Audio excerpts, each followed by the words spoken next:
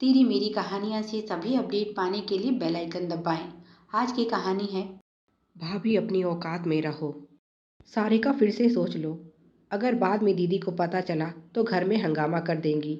सारिका बोली, अंकुर यही तो उन्हें समझाना चाहती हूँ। शादी के इतने सालों बाद भी हम अपनी मर्जी से कुछ नहीं कर सकते। हर बात में तुम्हारी बहन को बीच में लाना ज़रूरी है क्या? उन्हें अब समझना होगा, घर हमारा है तो फैसला भी हमारा होगा। और वैसे भी इस बार मैं चुप नहीं रहूँगी, क्योंकि बात मेरी बेटी के भविष्य की है। पर माँ, उनका क्या? दीदी से पहले तो तुम्हें उनका सामना करना होगा। चिंतित स्वर में अंकुर बोला, पलक के लिए मैं किसी से भी लड़ने को तैयार हूँ। सारिका का इरादा पक्का था। सारिका की शादी को 30 साल हो गए हैं जब से दुल्हन बनकर आई है। सास और ननद का दबदबा देखा है। ननद शोभा छोटी होकर भी उस पर पूरा हुक्म चलाती है, जब तक कुंवारी थी तब भी और अब शादी के बाद भी। सारिका ने कभी अपने अधिकारों के लिए आवाज़ नहीं उठाई, चुपचाप सर झुकाकर बहू होने के कर्तव्य निभाती रही। उसे उम्मीद थी एक दिन सास खुद समझ जाएगी कि शादीशुदा बेटी का मायके में इतना दखल ठीक नहीं। पर उन्हें तो घर में अपने साम्राज्य से मतलब था, चाहे इससे किसी का दिल दुखता हो तो दुखे।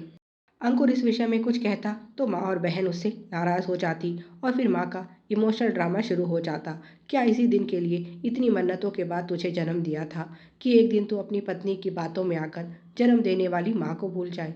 तेरी पत्नी का बस चले तो वह कब का हमें घर से बाहर कर दे, फिर तो तू खुश हो जाएगा। शायद अब तू भी बदल गया है। और फिर वह शोभा के साथ जाकर रहने की धमकी देती तो अंकुर उनके सामने हथियार डाल देता, क्योंकि वह अपनी माँ से बहुत प्यार करता था। वैसे भी अगर सारिका के साथ उनका व्यवहार छोड़ दिया जाए तो बाकी घर में सब अच्छा ही था। फिर यही सोचकर अपना मन बहला लेता, कौन सा घर ऐसा है जहाँ सास बहू में अनबन नहीं होती। सारिका चुप रही, क्योंकि वह वापस लौटकर अपने पिता पर बोझ नहीं बनना चाहती थी। उनकी नज़रों में तो उनकी बेटी बहुत खुश थी, फिर वह अकेले कहाँ थी? उसके बाद पिता पर 2 बहनें और 2 बेटों की जिम्मेदारी और थी। यह सब शोभा भी खूब समझती थी।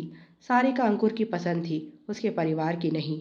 और इसकी तो उसे कीमत चुकानी ही थी। शोभा उसके और सास के बीच में दीवार बनकर खड़ी रही, और इसीलिए आज इतने साल बाद भी 3 बच्चों की मां सारिका की बड़ी बेटी पलक का रिश्ता तय किया जा रहा है शोभा के द्वारा।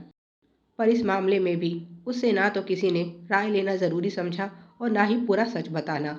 सारिका भी सास का व्यवहार समझ गई थी। असल में वह इतनी बुरी नहीं थी, बस उन्हें अपनी सत्ता के जाने का डर था, जो हर सास के मन में होता है।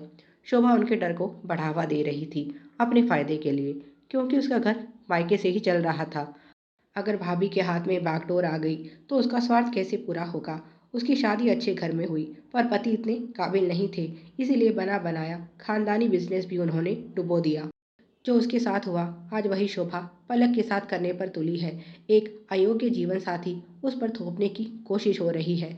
पर इस बार सारिका चुप नहीं रहने वाली। अगले दिन सारिका बेटी के लिए लड़का देखने गई और रिश्ता भी पक्का कराई। उधर शोभा के बार बार फोन आ रहे थे, क्योंकि जिस लड़के को उसने पसंद किया था वहाँ तो सारिका और अंकुर पहुँचे ही नहीं। शोभा रात को ही घर पहुँच गई और सारिका को भला बुरा कहने लगी। भाभी, तुम्हारी हिम्मत कैसे हुई पलक का रिश्ता कहीं और करने की? क्या तुम भूल गई इस घर में सारे फैसले माँ लेती हैं? सारिका बोली, माँ नहीं, यह कहिए आप लेती हैं। तो बताइए कितना पैसा मिल रहा था आपको मेरी बेटी की जिंदगी बर्बाद करने के लिए? शोभा चिल्लाई, भाभी अपनी औकात में रहो। सारिका बोली, एक नशेड़ी अमीरजादे के लिए डॉक्टर पत्नी, काफ़ी अच्छा सोचा आपने, पर हम उसके माता पिता हैं। आपने क्या सोचा केवल आपकी कही बातों पर यकीन करके हम यह रिश्ता तय कर देंगे? यह सुनकर शोभा की नज़रें झुक गई। पहली बार सास बोली, शोभा, तुझसे ऐसी उम्मीद नहीं थी। तू मेरी बेटी है तो क्या पलक मेरी कुछ नहीं? तुम इतनी नीच कैसे हो सकती हो? ऐसा तो मैंने सोचा भी नहीं था। अपने फायदे के लिए तुम मेरी बच्ची की ज़िंदगी खराब करने चली थी। शोभा ने अपना बचाव करते हुए कहा, यह सब झूठ है, भाभी की चाल है, मुझे आप सबकी नज़रों में गिराने के लिए। मैं भला पलक के साथ ऐसा करने की सोच भी कैसे सकती हूँ? मुझे जो बताया गया मैंने वही आपको बताया। अच्छा घर, अच्छा परिवार और अच्छा लड़का। अंकुर चिल्लाया, बस करो दीदी, मैं आपको धक्के मारकर इस घर से बाहर कर दूँ उससे पहले आप खुद चली जाइए। शोभा उसके पास गई और बोली, एक बार मेरी पूरी बात तो सुनो भैया। तभी एक जोरदार जाटा उसके गाल पर आकर लगा। यह माँ थी। दोबारा यह अपनी घिनौनी शक्ल लेकर यहाँ मत आना।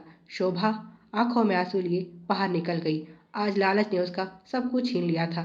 सोचा था पलक की शादी उस लड़के से करवा कर वह अपना खोया हुआ बिजनेस फिर से खड़ा कर लेगी, पर यहाँ तो परिवार भी चला गया और उस पर इतना विश्वास करने वाली माँ भी। प्यारे दोस्तों, आप सभी की सुविधा के लिए चैनल पर सैकड़ों कहानियाँ विभिन्न प्लेलिस्ट के रूप में उपलब्ध हैं। उन्हें भी पढ़ें और अपना प्यार दें। धन्यवाद। Happy new year. Please like, share and subscribe. Thanks for watching.